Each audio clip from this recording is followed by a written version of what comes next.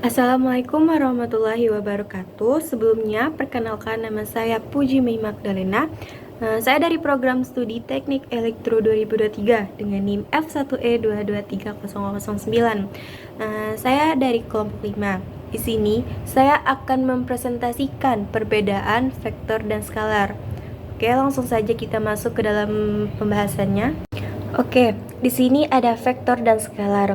Untuk vektor adalah besaran yang mempunyai besar dan arah seperti perpindahan, displacement, kecepatan, gaya, dan percepatan. Untuk skalar sendiri adalah besaran yang mempunyai besar tetapi tanpa arah seperti massa, panjang, waktu, suhu, dan sembarang bilangan real. Untuk selanjutnya ada notasi vektor. Di sini terdapat dua notasi vektor, di antaranya satu, notasi geometris untuk menganalisa vektor dalam bentuk gambar, seperti pemberian nama vektor dapat dilakukan dengan beberapa cara, seperti dengan huruf tebal R besar atau R kecil, atau dengan tanda atau. Untuk selanjutnya yaitu adalah vektor digambarkan dengan suatu anak panah. Untuk yang kedua, yaitu ada notasi analitis digunakan untuk menganalisa vektor dengan cara menguraikan vektor dalam komponen-komponen penyusunnya. Untuk selanjutnya, yaitu adalah notasi skalar.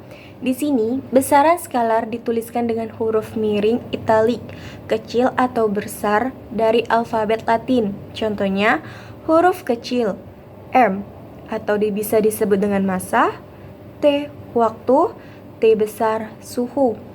Huruf besar E, energi, P, tekanan. Untuk selanjutnya yaitu perbedaan antara vektor dan skalar.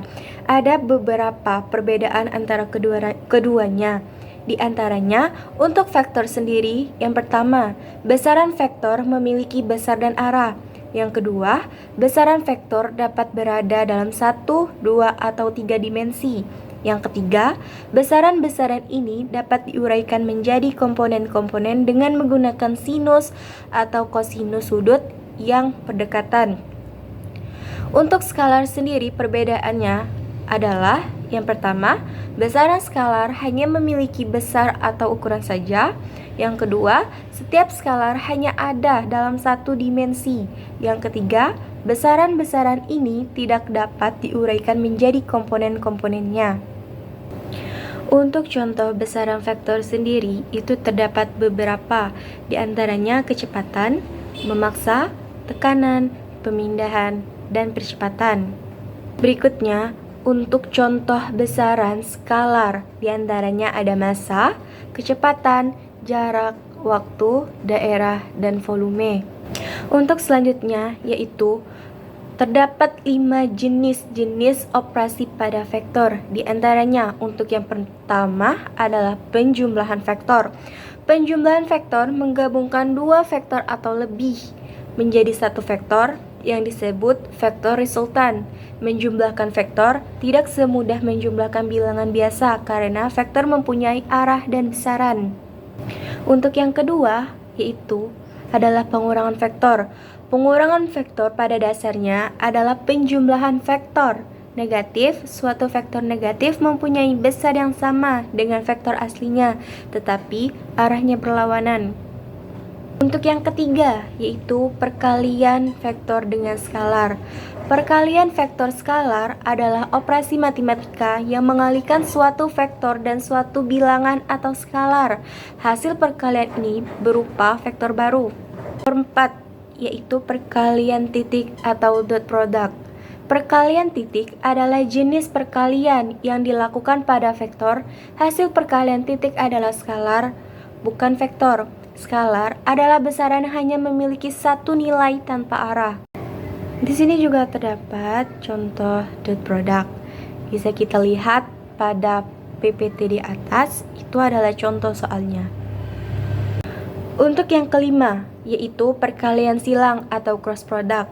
Perkalian silang adalah operasi matematika yang dilakukan pada dua vektor dalam ruang 3 dimensi R3. Hasil perkalian silangnya adalah sebuah vektor baru yang tegak lurus kedua vektor awal. Untuk selanjutnya yaitu terdapat contoh cross product. Bisa kita lihat di sini, itu adalah contoh cross product dari awal sampai akhir jalannya. Bisa dilihat di sini. Untuk selanjutnya, ada jenis-jenis operasi pada skalar. Di antaranya, 1 penjumlahan, 2 pengurangan, 3 pembagian, dan selanjutnya adalah perkalian. Untuk kesimpulan dari pembahasan perbedaan vektor dan skalar adalah vektor dan skalar merupakan konsep dasar yang sangat penting dalam berbagai bidang ilmu pengetahuan. Memahami konsep-konsep ini akan membantu untuk menganalisis dan memecahkan masalah yang lebih kompleks dalam kehidupan sehari-hari. Sekian presentasi yang bisa saya sampaikan. Mohon maaf apabila ada kesalahan dalam penyampaian saya. Saya akhiri. Wassalamualaikum warahmatullahi wabarakatuh.